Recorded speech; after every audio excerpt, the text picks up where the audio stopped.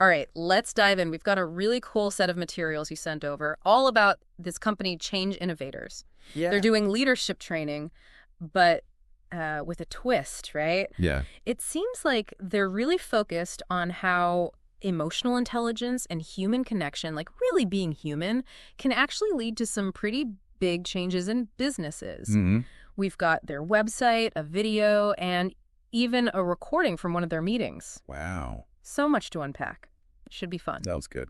Okay, so from their website, it looks like Change Innovators is all about creating these leadership programs. Okay. And they're not just like typical leadership training, you know? Mhm. They're really focused on building stronger human connections within a company. Interesting. And they say that's what really drives change and growth. Makes sense. And their tagline, oh man, it's life-changing leadership. Like, whoa. Wow. Bold statement. That's what I thought. And Yeah. it's not just, some marketing thing they came up with. Oh, really? It actually came directly from feedback from their clients. Makes you think, what does that even mean? Yeah. Like for leadership to be life-changing. Yeah. That's a big question. It makes me think about how we traditionally think about leadership. Mm-hmm. It's always been kind of a strategic thing, almost mechanical, Yeah. But this is suggesting that it needs to go deeper, much deeper. It's about personal transformation, Mm-hmm. like impacting people on a whole other level.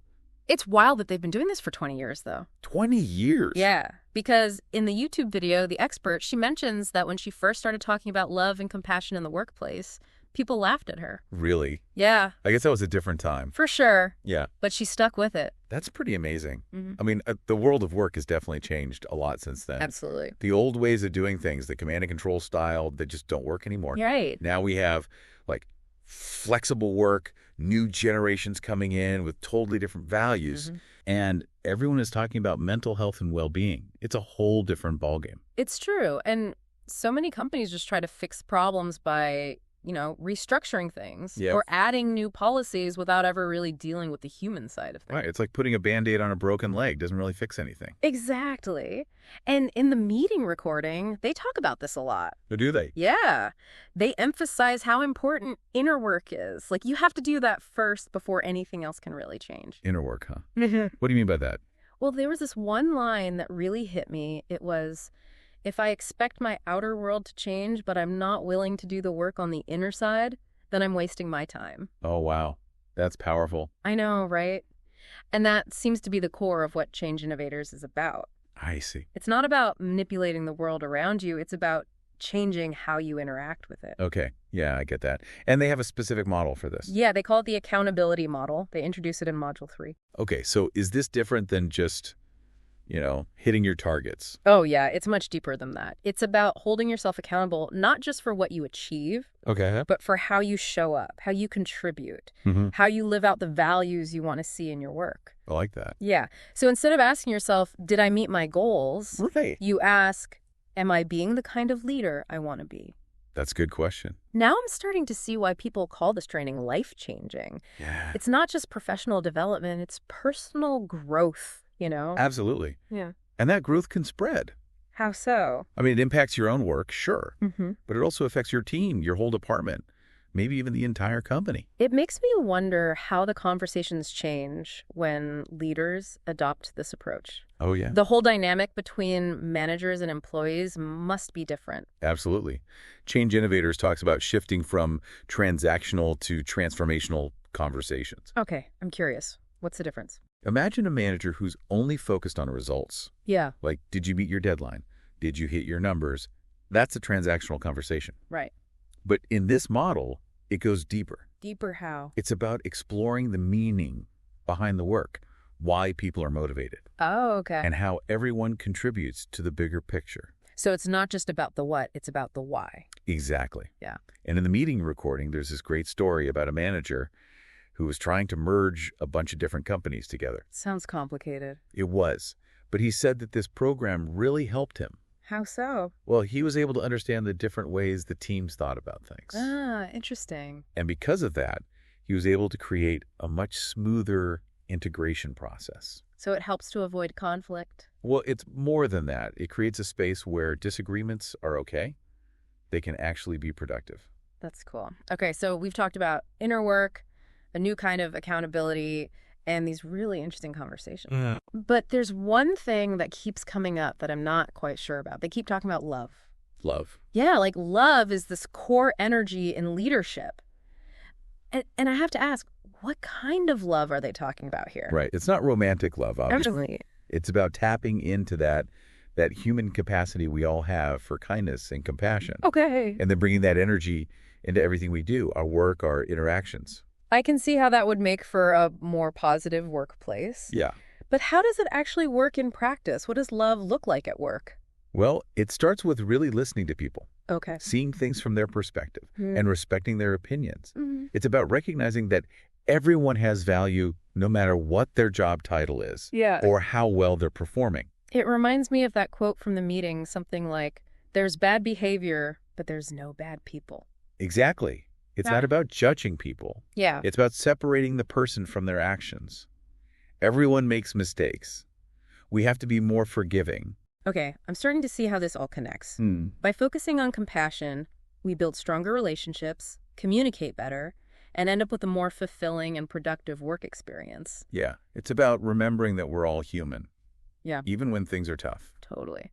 But how does love connect to the idea of energy exchange? They talked about that in the meeting, too. Well, that's interesting. It's all about how you make someone feel when you interact with them. Mm-hmm. We're all energetic beings, and the energy we bring to a conversation really affects the other person, even if we don't realize it. Right, like that saying, people might forget what you said, but they'll never forget how you made them feel. Exactly. So even when you're giving difficult feedback or dealing with a tough situation, the way you show up energetically can change everything. They also mentioned heart-brain coherence. What is that exactly? Sounds pretty scientific. It is scientific. Mhm. Basically, it's when your heart and brain are working together in sync. Okay. And that leads to better brain function, better decisions, better emotional regulation. So when we're stressed, that connection gets messed up. It can, which is why Change Innovators teaches people practices to help them stay in that coherent state, even when things are difficult. That makes sense. And speaking of difficult, what about that trapeze analogy? Yeah, I like that one. It's about letting go of old ways of being before you fully grasped the new, right? Exactly. It can be scary, for Yeah. sure, but it's necessary if you want to grow and transform. And Change Innovators seems to get that, which is why they offer so much support. Yeah. It's not just about learning new ideas, it's about actually integrating them into your life. Right. Long-term programs, coaching, creating a safe space to practice. It's like they're providing a safety net. Totally. They know that this kind of change takes time and support. You can't just force it. It's incredible that just shifting our internal state can lead to such real results, though. Like what? Like more trust, higher productivity, even happiness at work. I know. It's so counterintuitive, but Right. it makes so much sense when you think about it. It really does challenge the way we usually think about leadership, but the results speak for themselves. Yeah. It's about tapping into those human qualities we all share, like compassion and connection and, yeah, even love, Yeah. and using that to create workplaces that are not just productive, but also truly fulfilling. Which is what everyone wants, right? Exactly. Especially in today's world. It's amazing how much emphasis they put on this idea of internal change. Like, it's not just about learning new skills or getting more knowledge. Right. It's about, like, fundamentally changing how we think about leadership. It is, and that can be hard. Yeah. Remember that trapeze thing we talked about? Uh-huh. Letting go of what you know can be scary, even when you understand that the new thing is better. It takes guts to let go of the old ways, especially if they've worked for you in the past. It does, and that's why Change Innovators focuses so much on long-term support. Oh, yeah? They don't just throw these ideas at you and then say good luck. Right. They're with you for the long haul. They have coaching, guidance, chances to practice. So you can really integrate the new ways of being into your life. Exactly. It's like they're saying, hey, we know this is tough, so we're here for you. It's like a safety net for when you're trying to do this high-wire act of changing yourself. Totally. And they also really emphasize choice. Choice. Yeah, you're not forced to change. It's about creating an environment where you can choose to change, to grow, to become a different kind of leader. And that goes back to that idea that there aren't any bad people, just bad behavior sometimes. That is such a powerful shift in perspective. It's not about judging, it's about understanding. Yeah. We all mess up, we all have bad days, but that's not who we are deep down. It makes you more compassionate, more open to talking about things. If you're not afraid of being judged, you can be honest about your struggles, you know? Totally. And that kind of honesty is so important for building trust. It helps you work through conflicts and create a more positive, productive environment. Right. When people feel safe being themselves, they're more likely to bring their best to work. Absolutely. And that benefits everyone. It's interesting how Change Innovators blends the science with the human stuff. What do you mean? Well, they talk about heart-brain coherence, neural pathways, how the brain can change. They're combining hard science with those soft skills everyone talks about.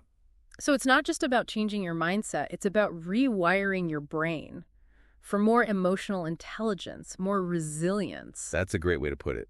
When you understand the neuroscience, you can actually train yourself to react differently to tough situations. You can learn to manage your emotions better and be more compassionate. Like you're upgrading your operating system for better performance. Exactly. And it's not just about feeling good. It's about getting real results, better communication, better relationships, more productivity. More fulfilling work experience. Exactly. And it all starts with looking inward, understanding your own emotions, and really believing that personal growth can change an organization. That's the key, huh? It's not about being perfect, it's about making progress. Right. It's about making small changes in your thinking and behavior that can lead to bigger changes over time. It's a journey, not a destination.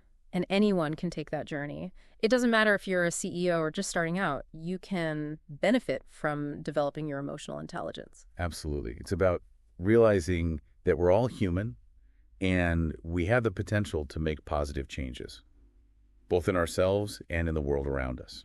I want to bring this back to you, the listener. Think about a time when you were dealing with something tough at work. Yeah, like a conflict with a coworker or a really hard project. Maybe you're just feeling stressed and overwhelmed.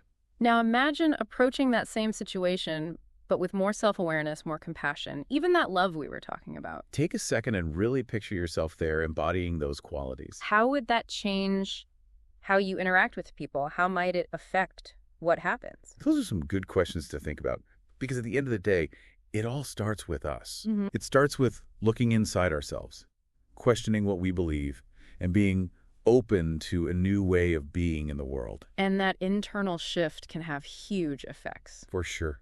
It can change your life and the lives of those around you.